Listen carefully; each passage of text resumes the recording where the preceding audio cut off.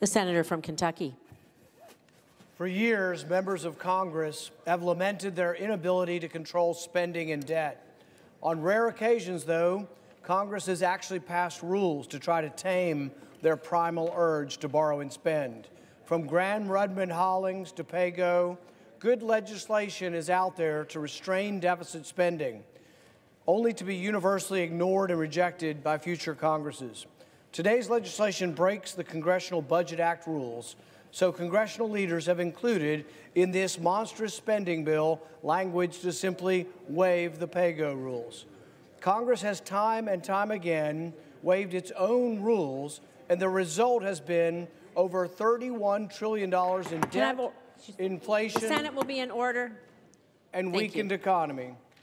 Let's respect the American people by being responsible stewards of their tax dollars and adhering to our own budget rules.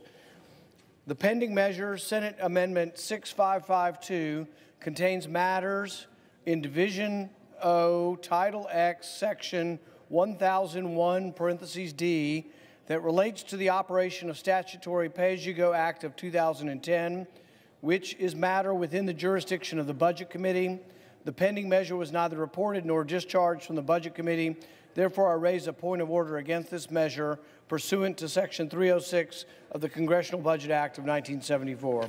Madam President. The senator from Vermont.